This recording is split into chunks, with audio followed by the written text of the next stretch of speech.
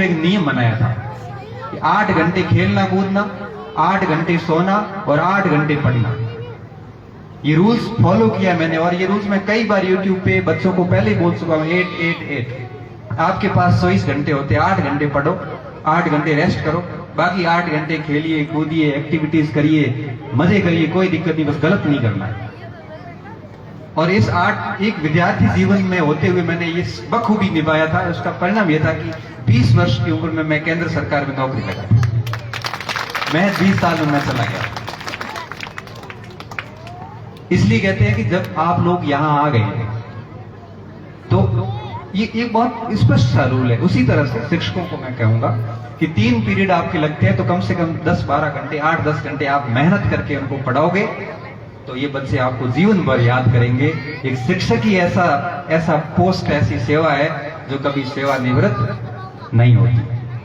80 साल के होंगे तब भी बच्चे आपका रिस्पेक्ट करेंगे, और आज भी आपका रिस्पेक्ट कर रहे हैं। जीवन के किसी भी मोड़ पर आप शिक्षक को बच्चे कभी नहीं भूलते। तो आप मेहनत करके पढ़ाइए और बढ़िया लगेगा। और अब मैं आता हूं मूल मुद्दे पे। बच्चों से बात करूंगा, स्पेशली 12वीं वालों से, 11वीं वाले बच्चों से।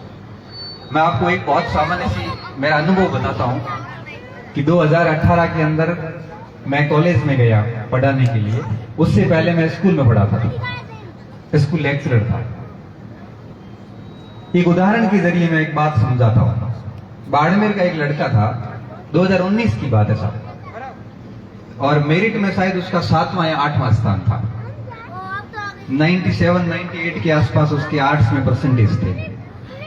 तो बाड़मेर कॉलेज की जब लिस्ट निकली तो उसका आराम से सिलेक्शन हो गया, कॉलेज में एडमिशन हो गया। अब देखो क्या हुआ। कॉलेज में एडमिशन होने के बाद मैंने कहा ना, आपकी पहचान आपके प्रतिशत से नहीं होती, आपकी मार्कशीट से नहीं होती। आपकी पहचान आपके कार्यों से होगी, आपकी पहचान आपकी परिपक्वता से होगी, आपकी पहचान आप कैसे इंसान है उससे होगी, आप लोगों से कैसे बात करते हैं उससे आपकी पहचान होगी।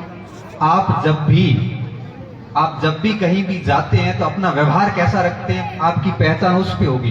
क्या आप में से 1 घंटे पहले आपको किसी को पता था कि मेरे 10वीं 12वीं में, बीए में, एमए में कितने परसेंटेज? किसी को कोई मतलब नहीं, और मतलब ही नहीं। मैं 49 कहते हुए बड़ा गर्व महसूस करता हूँ। 49 है, क्या करना, बड़ा गर्व महसूस करता हूँ। और मैं आपको बताऊं, ये मार्कशीट मैंने कई साल छुपा के रखी थी। शर्म आती थी बताते हुए, क्योंकि कम प्रतिशत देखते व्यक्ति घृणा करना शुरू कर देते थे। लेकिन अब गर्व करने जैसी स्थिति खुद ने बनाई, बड़ी मेहनत की तो बन गई स्थिति।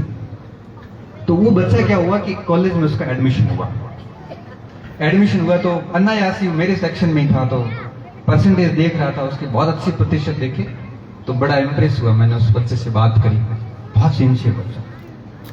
10, 15, 20 दिन बीते, 25 दिन बीते। एक दिन मैंने उसको कार में देखा, ब्लैक स्कॉर्पियो, आगे की सीट पर बैठा। जनरली क्या है, कॉलेज में कार वगैरह ये बहुत सामान्य चीज है, क्योंकि कॉलेज में आपको पढ़ने वाले भी मिलते हैं, रोल भी मिलते हैं, नशेड़ी भी मिलते हैं। क्योंकि बाड़मेर पूरे का बेहतरीन चुनिंदा युवा वहां पे बैठा है। तो वो ब्लैक कार स्कॉर्पियो आगे की सीट पर बैठा है। मैं बाइक से आ रहा था, मेरे रूम से कॉलेज जा रहा था, अनायासी मेरी नजर उस पर पड़ी। मैंने, ठीक है, मैं मेरे बच्चों को भी भूलता नहीं हूं, एक नजर देख लेना तो मुझे हमेशा याद रहता है कि ये मेरे वहां पढ़ाया हुआ है। तो दूसरे, तीसरे, चौथे दिन वो मुझे टकराया गई। मैंने कहा, मैं स्कॉर्पियो क्यों बैठा था? अरे सर वो बाबा है, ये है, उनका चुनाव है। और मैंने कहा, देख तू गलत रास्ते पढ़ रहा है। और समझाने की कोशिश की मैंने, लेकिन ये उम्र है, स्टॉर्मिंग एज होती है ये, जब बच्चे को कोई कहता है तो उसको अपना शत्रु मान बैठता है। अब मैं उसको समझा रहा हूं, वो आंखें लाल करके खड़ा, उसको लग रहा है जैसे ये कौन है कहने वाला। नहीं मानो। 2 महीने गुजरे, 3, 4, 5, 6 महीने गुजरे, पहला साल गुजरा। 2020 में क्या हुआ कि एक कोई कार्यक्रम था, उस कार्यक्रम में एक कोई गार्जियन मेरे पास आके मुझे कहते हैं कि यार गुरुजी आप बच्चों से बात करते हो, अच्छा मोटिवेट करते हो।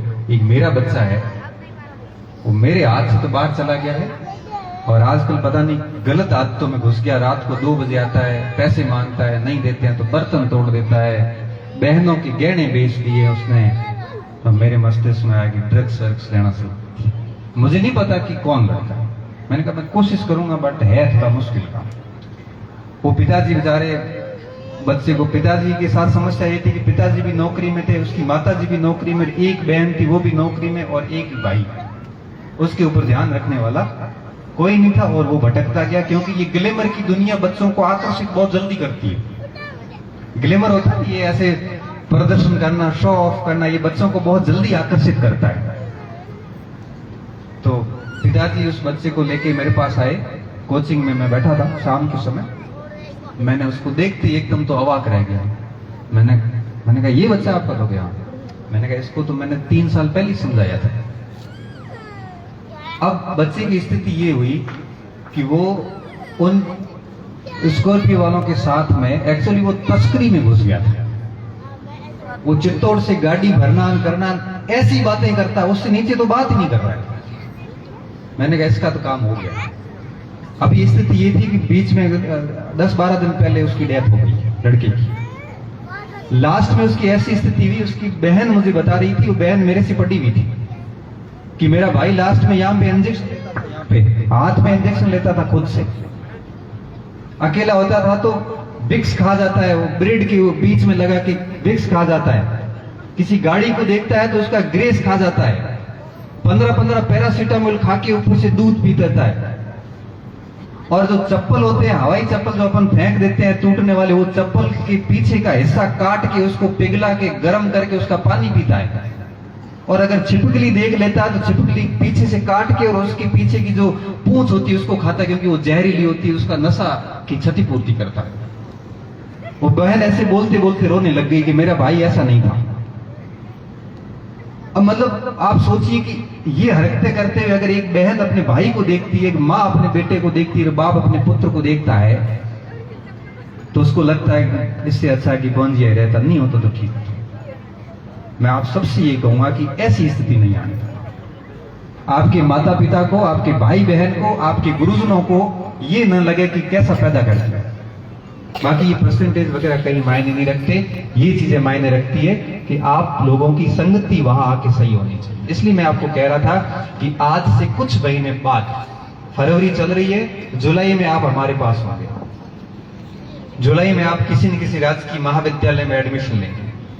जैसे ही वहां पे आओगे, ध्यान से सुनना बच्चों, 12वीं वाले बच्चों, मैं आपको बहुत ज्ञानवर्धक और अनुभव वाली बात बता रहा हूं। वहां आपकी यूनिफॉर्म उतर जाएगी, क्योंकि हमारी शिक्षा नीति ने एक प्रावधान किया है। अभी शिक्षा नीति ने कहा है कि 9वीं 10वीं 11वीं 12वीं चारों क्लासें खत्म करो, आप परसेंटेज खत्म करो। अभी 8 सेमेस्टर होंगे। बच्चा 8 सेमेस्टर पास करते सीधा कॉलेज में आएगा। हमने कॉलेज में 6 सेमेस्टर कर दिए हैं। कॉलेज में फर्स्ट ईयर सेकंड ईयर नहीं।